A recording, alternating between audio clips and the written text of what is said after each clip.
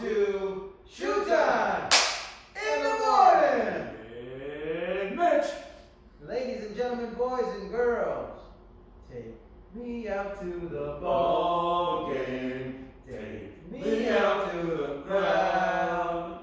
Buy me some peanuts and cracker jacks. I don't care if I never come back on this route. Root for the Buccos. If they don't win, it's a shame. For it's 1, 2, 3 strikes, you're out at the old ball game. Welcome to Shoot Time in the morning. We're here to talk a little baseball. Bringing the spring fever to you for the boys of summer. And we're going to learn some more about baseball, jumping into the D1 San Luis State shortstop of Mr. Bradley Morning. All right, baseball. Remember we talked about baseball is baseball because there's bases, there's a ball. Let's start with just the basics, guys. This is a baseball. Now, it's kind of, what color is this, guys? Yellow. Dirty yellow. It actually has the dirt from the fields out there, Bret Hart. This is a baseball, all right? It has laces on it. There's a lot of different ways you can grip the baseball. In general, when you throw a baseball from any position, with the exception of a pitcher, they might put their hands a little different. You basically have 2 fingers here. The other fingers are on the side. Thumb grips it on the other side. Best way to throw a baseball from most positions is cross seam. So the seams go in there, you're here. So when you throw a baseball, you know how to throw most. You play war ball. Remember war ball? Whoa! War ball, baby, right there. When you throw a war ball, it's the same idea as throwing a baseball. All right? You want to step to where you're throwing, foot pointed to your target, get your hips going kind of like you're dancing, get that whip going, get the whip going, point to where you're throwing with your elbow first, then your hand, 90-degree angle, and let that ball roll. Now, when you catch the baseball, you have a glove. This glove looks like it's a little older, but you have what we call a pocket. You want to catch the baseball in the pocket in general. Sometimes you catch it on the heel, doesn't feel good. There's a lot of different ways to catch the baseball. One is in the context of a fly ball. Last video we talked about a can of corn. That's easy. Boom, here comes the can of corn. Can of corn. When you catch a fly ball, you want to catch it above your head. You want to extend your arms. And the key is if it's a sunny day, that makes it hard. All right, so you can block the sun with your glove. Here comes the ball. Boom, you're going to catch the ball. One more time. Can of corn. Up, boom, above your head. All right? And then, of course, with your feet, you want to get a little rhythm going. You want to throw the ball back into the infield. All right? Next thing you'll be catching is more of a line drive. Line drive. So someone, boom, hits the ball. Pitcher throws the ball. Mr. Shoemaker smacks it. Boom. I'm out in the outfield. And here comes the line drive. Boom. You want to really watch that ball into the glove. All right? Again, line drive at you. Boom. Watch that ball into the glove. Look where I caught it. In the pocket. Lastly, for the sake of this video, we're going to talk about a ground ball. A ground ball, more than anything, is kind of like dancing. You got to sing it, Mr. Shoemaker. I'm dancing, baby, now. I do the jerk. Are we going to show you how to twist? Come on. Now, did you do that when you were playing at San Jose State? Sometimes. All right, ground ball. You know what a vacuum is, right? Sucks everything up. You want to be a vacuum. All right? Here's a key. You want to be more than shoulder width apart. Your glove's going to be down, and then you want to put your rear end down, which is going to force your glove out. All right? Let me say that real quick, Mr. Mitch, if you would. The difference between a ball bouncing there is what we call in between. That's hard. Look at if you put your glove out, though. Then you get the ball in the air. All right? After you catch the ground ball, boom, you bring it up. Shuffle to your target, which would be really any base. And then, boom, the throwing mechanics. All right, give me a couple. Boom.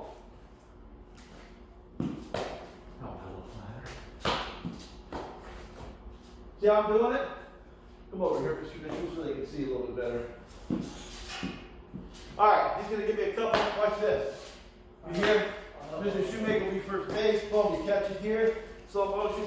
Come in. Boom. Follow through. Just 2 more.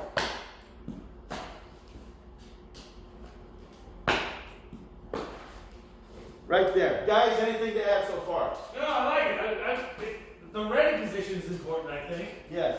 When you're playing, especially infield, where that ball can come at you like, 80, 90 miles an hour, you gotta be on your toes. Almost like in any sport, if you think about it. In volleyball, you gotta be on your toes. In basketball, when you're playing defense, you gotta be on your toes. Baseball has a ready position also, infield and outfield. You gotta be able to, at the crack of the bat, move to the right, move to the left, move in, move back. Gotta be on your toes. So you're telling me that if I'm right-handed, I gotta catch the ball with my left hand?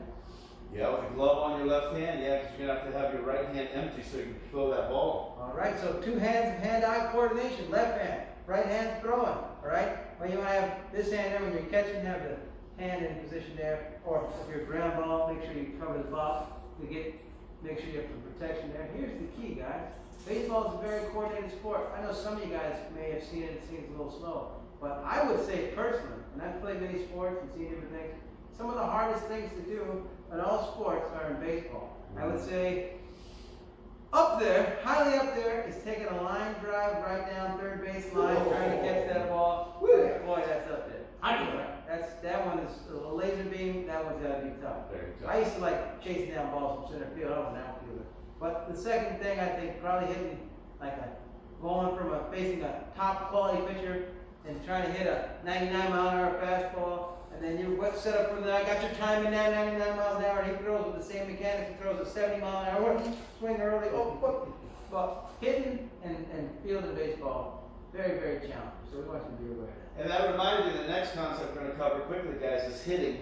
Now, guys, there's a lot of details. Some of you baseball players saying, oh, they didn't even mention this or that. No, we didn't, because we're doing like a 20 to 22-minute video somewhere around there. So, first of all, before we go to hitting, I always believed as an infielder, when you're getting ground ball, good things come to those who charge. Come forward to the ground ball. If you can't charge it, that means it's a pepper ball. It is hot, and you don't have time to charge it, you just respond. But good things come to those who charge. You baseball players, turn middle hops into short hops. Quick, ba-boom, instead of boom, boom, boom, boom, boom, boom, boom, boom. It's a rhythm. All right, hitting. Mr. Shoemaker, you can just come stand right here, maybe like on that X. Pretend Mr. Shoemaker's not here, but he's going to be holding the ball as it would cross the plate. We talked about home plate. So pretend this is home plate. All right, the middle of the square.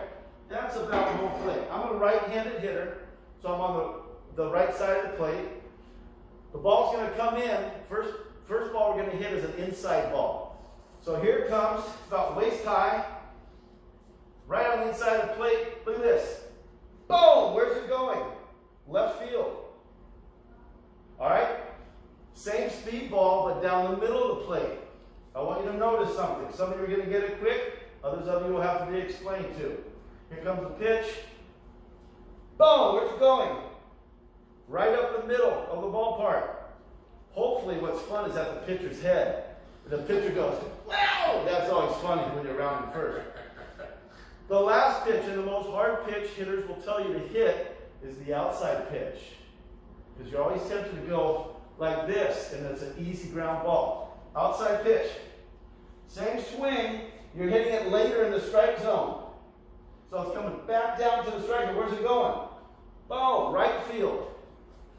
The best hitters can hit to all fields. So again, inside pitch. Same swing. Middle pitch. Outside pitch. You're just hitting at a different time. Guys, anything to add quickly on hitting? I like the idea of where do you step? Where does that front foot step when you're stepping into it? Good point. Yeah, when you're hitting, you want to step toward the pitcher. Some people like to do this, no good. Some people do this, that's no good. So you're going to kind of lift your foot, get the momentum going, hips, and then here comes the rubber band. Boom! It's all hips. Comes from south to north. One last thing. Remember, the bat should be on your shoulder, and the batting stance should be off your shoulder. You should be loaded, ready to go. And if you could just tell them briefly, very quickly, about how your hands grip the bat and your knuckles grip. In general, guys, you want the knuckles to line up. in general. Some are tweaked a little bit one way or another, but in general, your knuckles line up. All right, you're down on the nub of the bat. Some people, I used to hit choked up all the time because I wanted better control of the bat. How about arms and elbows? Where are they? Well, it depends on your stance, but basically, you want your hands about at your neck or ear. All right, your elbows are in. Now, you remember this? He was a lefty, actually. I think, wasn't he? Joe Morgan. Second hit, right there. Joe Morgan. I think the best commentator on baseball ever. Joe Morgan. So, baseball players. I know we haven't covered a whole bunch of details, but we are on the clock. Last comments on hitting, fielding, or throwing.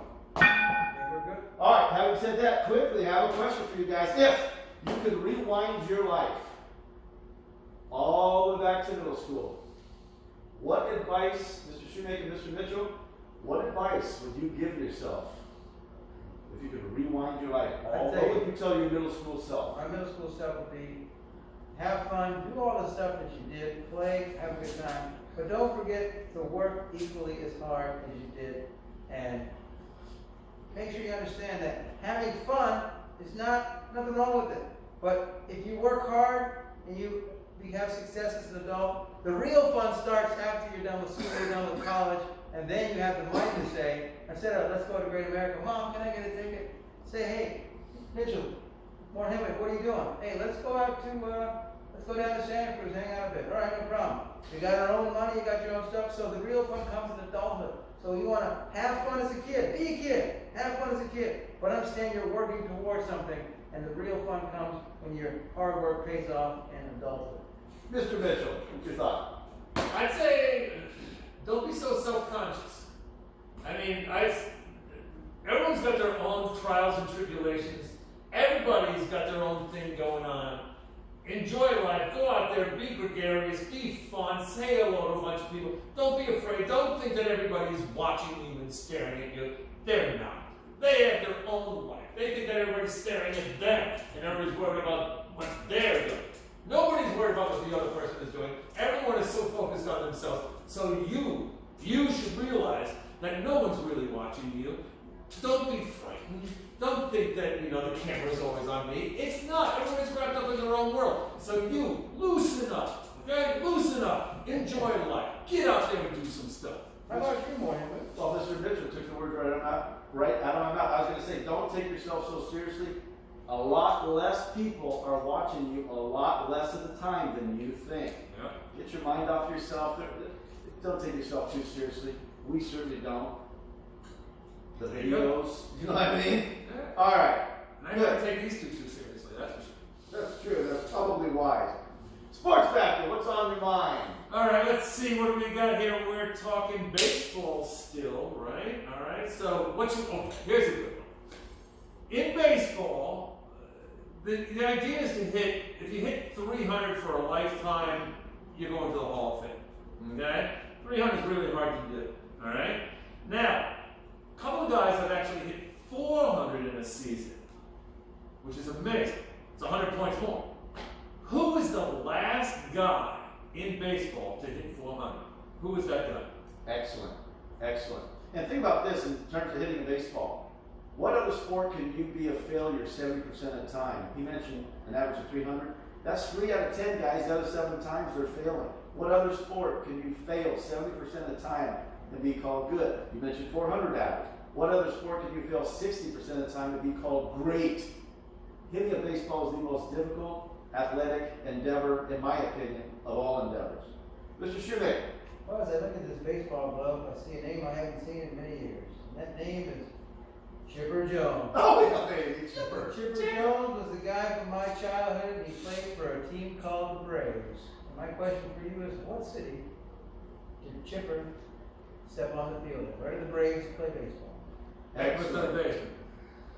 Why are pirates called pirates? Why? Because they are. Oh. One quick principle, guys. There's a difference between friends and acquaintances. People who are not HR squared, people who are dishonest, disrespectful, irresponsible, make them an acquaintance. An acquaintance is a hi, bye, keep walking. Friends are, hi, hey, how you doing, Mr. Mitchell? How you doing, Mr. Shoemaker? You shoot the breeze for a while. So, get rid of the non-HR squared people in your life. Not in a negative way, just make them an acquaintance, a high and by. Don't have to spend time with them, don't let them influence you. Friends. Oh, How many of us have them? Friends. Oh my God. One you can't depend on. oh. What is going on here? Still building healthy relationships. And what's the purpose of Red Art? HR squared. Honesty, respect, responsibility. Ladies and gentlemen, boys and girls, hope you're doing well out there. Watch a little baseball. It's good for you. Try to be a little bit better today than you were yesterday. And keep on pushing. Push on 3. 1, 2, 3.